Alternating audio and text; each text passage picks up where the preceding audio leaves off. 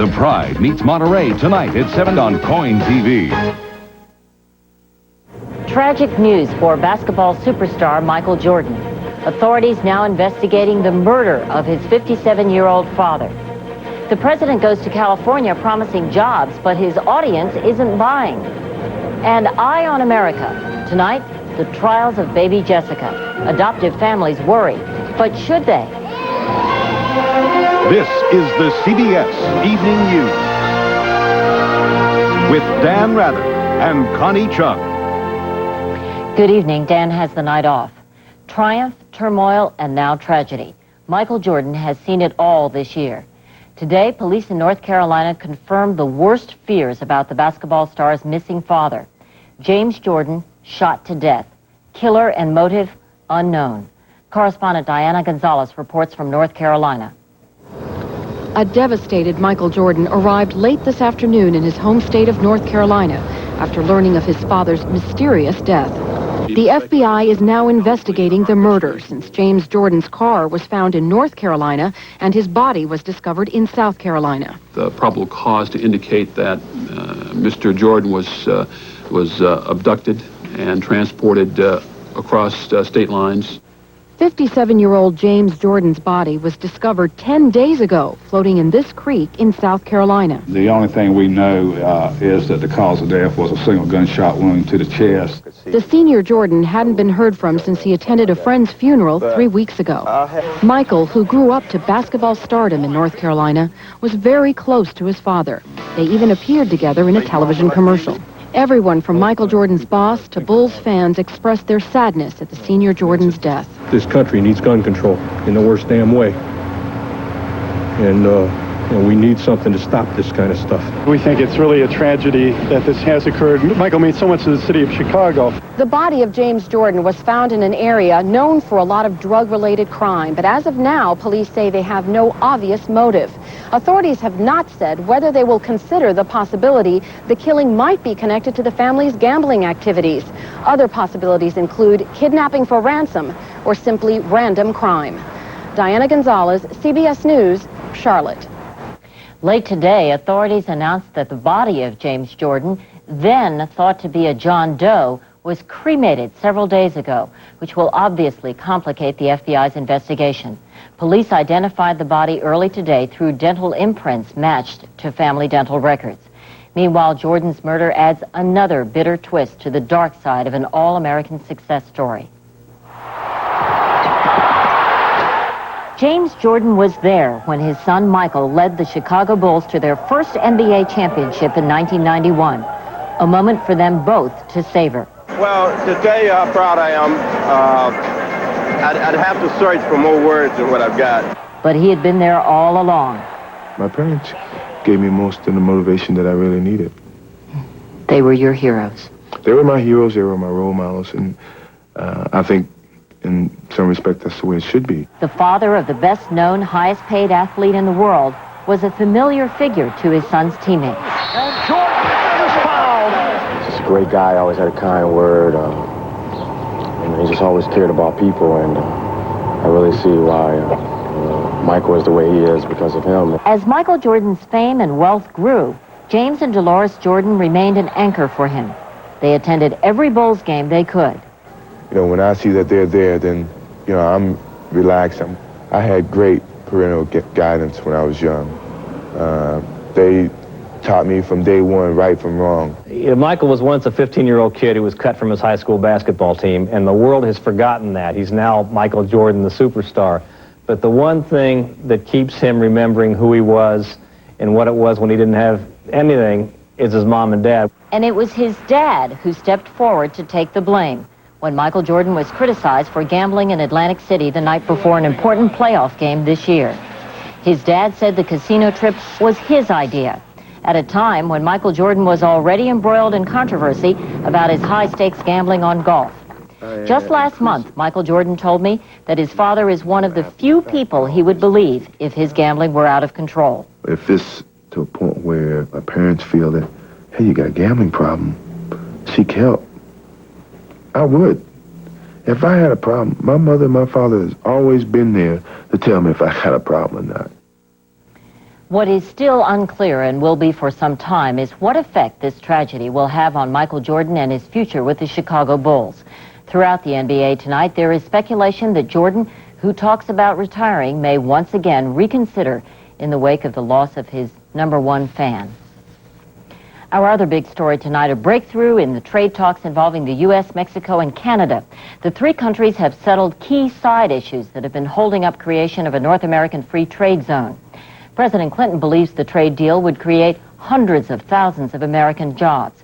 It's already created one, the job of selling the deal to Congress.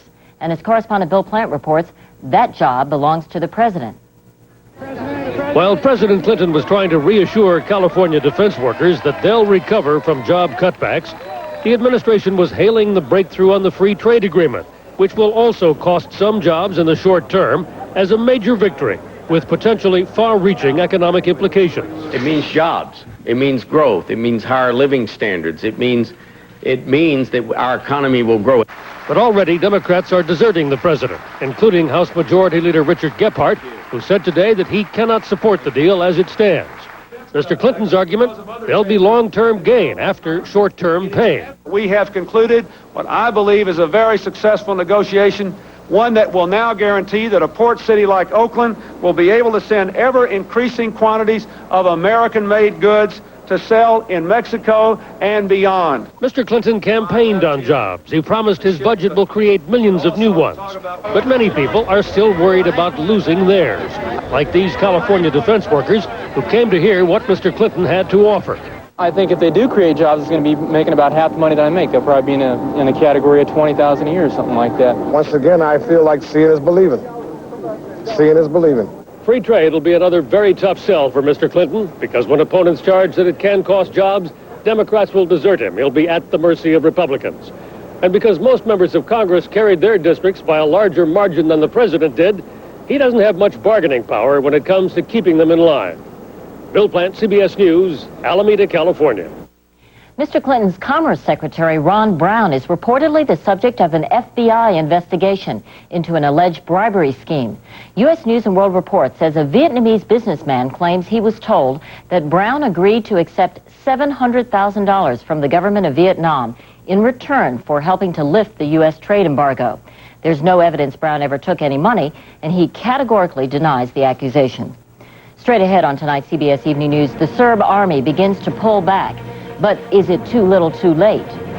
And thousands flock to a farm in Georgia, hoping to take part in a religious miracle.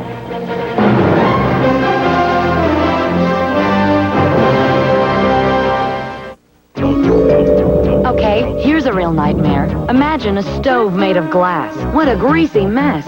But it's the perfect job for new Glass and Surface Windex Clear. See, some all-purpose cleaners leave a cloudy residue. New Windex Clear has a unique degreasing formula for a clean that's crystal clear. So say goodbye to cloudy residue, now for all your surfaces. There's new Glass and Surface Windex Clear for a clean as clear as glass. From S.C. Johnson Wax. 2 a.m., 36 Pine Street. Apartment 4C has a backache and can't sleep. 3C overdid her afternoon workout and is paying the price. 2C had an aching back, but fortunately she also has Tylenol PM gel caps with extra strength Tylenol pain reliever, plus a gentle ingredient to help her sleep. And a good night's sleep was all she needed to make her day a whole lot brighter. Tylenol PM, so you can rest easy. The U.S., Britain, and France are threatening to tighten the screws on Muammar Gaddafi unless Libya hands over 2 suspects in the bombing of Pan Am Flight 103. The Western allies today gave Libya until October 1st to comply with UN resolutions or face wider economic sanctions. Secretary of State Warren Christopher issued another warning on Bosnia today, saying what happens next is, quote, in the hands of the Serbs. On the ground, Serbian forces were moving ahead to head off the threat of NATO airstrikes. Barry Peterson has our report from Sarajevo. A deal was finally a deal. The Serbs pouring down Mount Igman as American warplanes buzzed overhead. And what about those threats of airstrikes? With help from a UN general, the Serbs and the Muslims decided how far down the mountain the Serbs will go. We have agreed the lines on the map behind which the Serbian forces will withdraw. It was a scorched earth policy on the way out, burning down a hotel built for the 1984 Winter Olympics. The generals and the politicians care about Mount Igman. To the people of Sarajevo, it's just a place miles away. This is what they worry about. The signs that say, beware sniper. The men trying to kill them from the hills just over there. That's the difference between life and death in this city. And what a life. No city water, so people spend entire days lined up at wells. I'm fed up with everything, she says. So little food, people grow vegetables on balconies and cook on makeshift wooden stoves because there is no electricity. About 25 to 30 people died every day because of infections, exhaustions, and other diseases which are results of suffering. The outside world talks tough. People here no longer buy it. They just talk, and only talk. The Americans say they will strike unless the Serbs lift the siege of Sarajevo and allow in minimum humanitarian aid. To these people, the siege of Sarajevo won't end until life is more than just surviving. Barry Peterson, CBS News, Sarajevo. Stay with us for much more CBS Evening News, including the youth of today reaching out for the promise of tomorrow.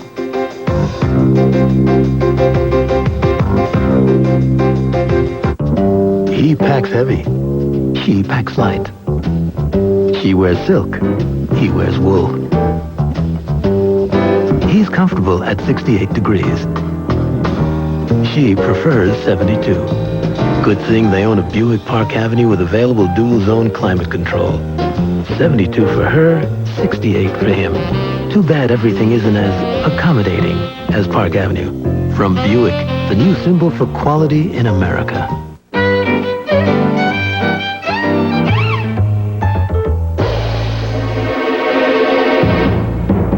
The Chocolate Lovers Festival at Baskin-Robbins. For hundreds of reasons, or no reason at all.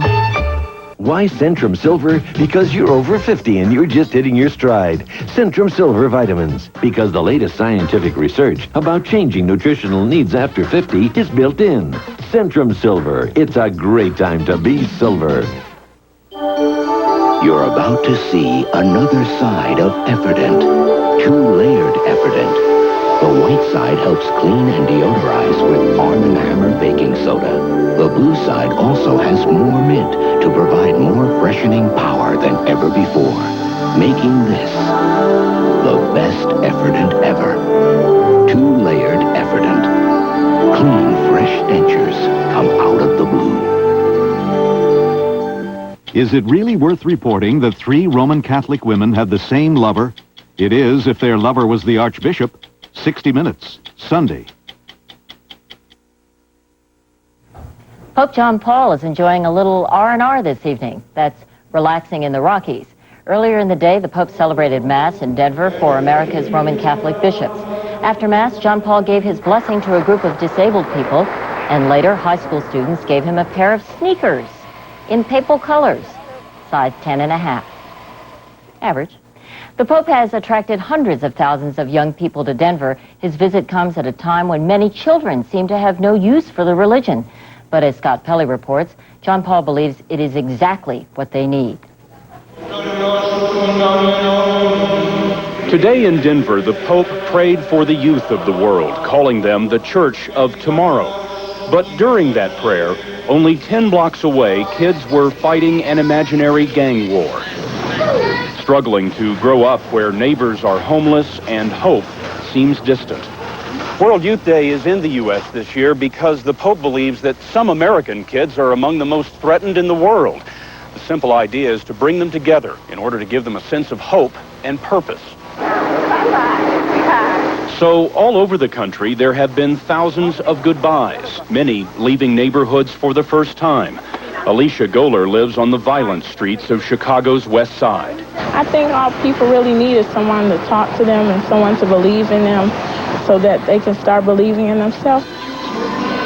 In Orange County, California, Kathy Nguyen rehearsed a dance she'll perform for the Pope's Denver visit. I've seen him sacrifice his life for other people, and it teaches me to a little bit sacrifice myself and do something with my life.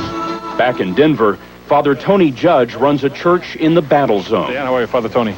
This week, 500 kids have moved in, black, white, Hispanic, from cities and farms across the country. I see that it's possible to get them together. That sometimes those things that divide us, that divide them, are barriers that I think we can break. Come go with me to that land. And I hope that spirit stays around when they all leave. This week, it's the spirit of Denver. The success of World Youth Day will depend on how many carry that spirit with them on the pilgrimage home. Scott Pelley, CBS News, Denver. World Youth Day is held once every 2 years, but there's another religious pilgrimage that's repeated month after month. As Reed Galen reports, thousands of true believers travel to a small town in Georgia looking for a miracle. The multitudes come on the 13th of every month to a farm in Conyers, Georgia. 40,000 people today.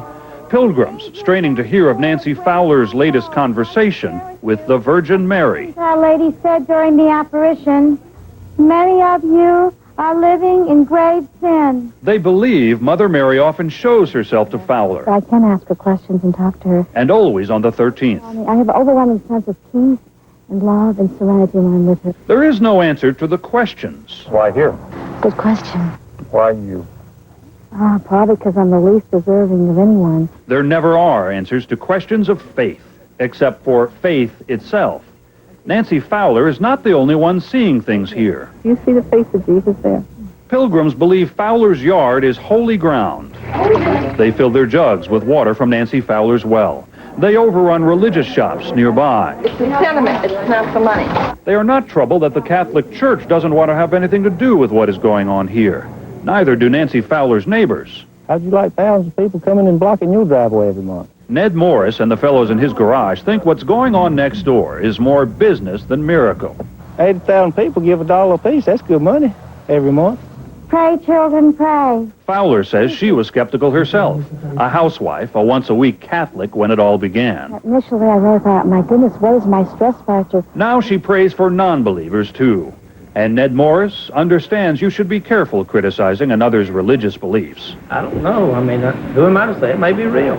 I'm not God. But he just can't help it. He got killed out in Waco, didn't he? If there is truly something miraculous happening here, then perhaps it is simply that so many people do believe and come. Then go back home to spread the word with their souvenirs and their stories of rosary beads turned to solid gold. Reed Galen, CBS News, Conyers, Georgia. Still to come on tonight's CBS Evening News, the other big trial in the city of Los Angeles.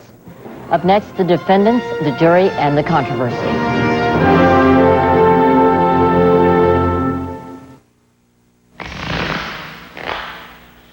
There are a lot of credit cards out there today, but only one with Smart Rate. Now as low as 14.9%. And only one offers Smart Rate along with cashback bonus. And only one tops it off with no annual fee. Discover Card.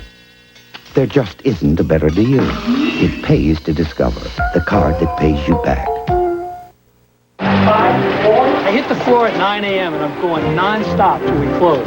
That's why I fix a dent and forget. An all-night shift and 5 cups of coffee, no problem. Now I fix a dent and forget it. Even in the hottest liquids, when other adhesives stop holding, Fix-A-Dent holds stronger and longer. Why not? Now that he switched to Fix-A-Dent, he can go from morning till night and still eat like that. For the strongest, longest hold, Fix-A-Dent and forget it. Chili, fries, coffee. You better add on some Tums. On the house. Except these aren't Tums. Same thing. They got them all mixed up. I told you they're all the same. Listen to me. Tums has calcium. This calcium, no, uses aluminum and magnesium. So does this. This here, Original Rollins, uses an aluminum salt. The only one of these that helps wipe out heartburn and gives you calcium you need is Tums. Something my body needs anyway. I like that. Insist on calcium-rich Tums. The world's greatest golfers, the year's final major, the PGA Championship. Late night highlights tonight on CBS. A jury has been chosen for the trial of 2 black men accused in the near-fatal beating of a white truck driver during the 1992 civil disturbance in Los Angeles.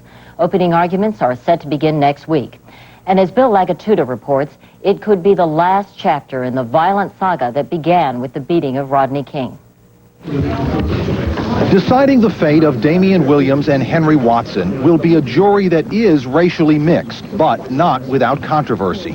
5 whites, 3 blacks, 3 Latinos, and Asian American. A jury that looks a lot like Los Angeles. To hear the case of 2 young black men accused of beating white trucker Reginald Denny during the LA riots. The district attorney, who feels a trial is the only way to resolve the city's anger, was pleased. You must have a racially mixed jury. I insisted upon that. We have it. But defense attorneys are not satisfied. I would have preferred a jury of their peers that should have included at least 1 young black man. That's because many here in this city of minorities feel that blacks, and young blacks in particular, are treated much more harshly than whites. Bitter feelings became even more so last week when the 2 white officers convicted of beating Rodney King were given relatively light sentences for their crimes. If they throw the book at the young man in one case and the very lightest load in the other case, one begins to make comparisons. And such comparisons suggest that equal justice is elusive in such an emotional case. 85% of the population believes that a defendant is guilty and that the defense needs to prove them innocent. So right away you're walking in at a real disadvantage. Opening arguments could begin next week, with verdicts expected sometime in October. In this racially divided city, that's 2 long months of waiting for yet another referendum on the justice system in LA. Bill Lagatuda, CBS News, Los Angeles. Coming up on tonight's CBS Evening News, Eye on America. Tonight, baby Jessica, 2 sets of parents, and fears that it could happen again. Tell me about more about You make me feel so young. You make me feel there are songs to be sung. Introducing Fat-Free Promise Ultra. 0 fat with just 5 delicious calories a serving. And every time I see you grin, It's the first fat-free margarine. Definitely one of a kind. you make me feel so young. Regular or new Fat-Free Promise Ultra. Get heart smart. When you have hands that you're just so achy and painful from arthritis, you need a pain reliever cap that you can get off more easily. That's why the makers of Tylenol introduced the Fast Cap package. It's so easy to open. No pain, no nothing. It's commended by the Arthritis Foundation. Easy as 1, 2, 3. Less than 1, 2, 3. Easy 1. The patented new Fast Cap only from Tylenol. The powerful pain reliever that's not a pain to open. Not for homes with young children. To get rid of stains on your carpet, even old stains, you can get creative, or you can get scientific with Carpet Science. Carpet Science has a unique emulsion cleaning formula that gets out old stains like red wine, grape juice, mud, coffee, even spaghetti sauce. Getting rid of old stains? Hey, it's not rocket science. It's Carpet Science from SC Johnson Wax. Now, Hart's long-term flea and tick protection is not just for white-collar dogs and cats. Hart's Yummies? The famous Hart's 2-in-1 flea and tick-killing collars now come in fabulous colors. So every dog and cat can feel comfortable with the powerful benefits of Hart's 2-in-1 protection. Protection that works for up to 5 months, wet or dry. Pets are jumping for joy wearing their 2-in-1 colored collars. Just ask any flea or tick. These are drop-dead colors. The custody battle is over, and the child known as baby Jessica is spending her first week in the home of her biological parents in Blairstown, Iowa. But the shock waves from that case are still being felt all over the country by adoptive parents. We look at their fears and whether they're justified in tonight's Eye on America. When baby Jessica was carried away screaming from the DeBoers, the couple who raised her for 2.5 years, the country took sides, and most people thought it was an injustice, a tragedy, a mistake. Tom and Lisa Campbell certainly did. What was going through your mind? It made me sick. I mean, it just made me ill. I know that child doesn't understand what's happening to her. The Campbells adopted a girl 4 years ago, and after following the baby Jessica saga, they're afraid they could lose their little girl, too. What are your fears, based on the DuBois case? That this could set a precedent. That every adoptive parent in this country has got something to be concerned about. In the baby Jessica case, Dan Schmidt didn't know he was the biological father until after the baby was turned over to the prospective adoptive parents. That's what frightens the Campbells. They know who gave birth to the girl they adopted, but they're not sure who her biological father is. It makes you wonder, and it should make any adoptive family with a similar case wonder, what's going to happen next? That'd be fine. And the Campbells are not alone. Attorney David Levitt has handled thousands of adoption cases in Beverly Hills. We're getting many calls every day from couples who are worried that some unwed father is going to come out of the woodwork to set aside an adoption that was final years ago. The Jessica case is also affecting future adoptions, according to Susan Freyvols, who is with Adoptive Families of America. We've heard of cases of prospective adoptive parents backing out of adoptions that looked perfectly good because they just were not completely certain about what the rights of the birth father might be in that case. In fact, adoptive parents should not panic. It's important to know that both of Jessica's birth parents were in court trying to get her back only a month after she started living with the DuBois. Experts say it's the DuBois who prolonged the agony by refusing to give Jessica back sooner. To have fought this unwed father who had not abandoned the child was, in my opinion, a mistake, a terrible mistake, because Iowa law was crystal clear. A man had a right to his child unless he had abandoned that child. And this gentleman, whatever his faults may have been, never abandoned that child.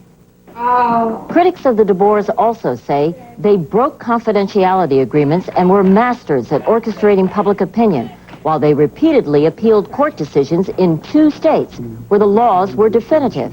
Jackie Miller was the Schmidt's lawyer. This case was in the court systems. It was being decided by judges. There's no way that them standing up on television and trying to whip adoptive parents into some sort of frenzy was going to have any effect on the decision in this case, and it did not. Because the biological parents went to court so quickly, a final adoption never took place. So experts say the outcome of Jessica's case should not affect families like the Campbells, who have satisfied all the legal requirements. After the adoption is finalized, adoptive parents pretty much don't have anything to worry about. That's a finding by the court that generally is final. But that advice provides little comfort to the Campbells. After watching the case of baby Jessica unfold on television, they're still afraid her drama could become their own real-life nightmare. I did not think that this child would be taken from her home. I did not truly believe that the judge would allow this to happen. But he did. Now, if there's a lesson to be learned from the baby Jessica case, the experts tell us it is this. Birth parents considering placing a child for adoption should get psychological counseling and their own lawyer. Kara Schmidt had neither. And that's our news. Bob Schieffer will be here tomorrow. Join Paula Zahn and Harry Smith on Sunday. I'm Connie Chung. Thank you for joining us. For Dan Rather and all of us at CBS News, have a great weekend.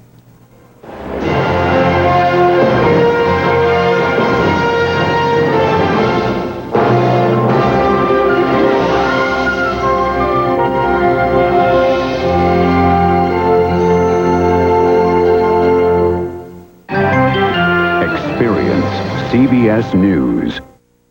This is CBS. The mystery surrounding the murder of Michael Jordan's father, plus Burt Reynolds' friends tell all about his new girlfriend on Hard Copy, next.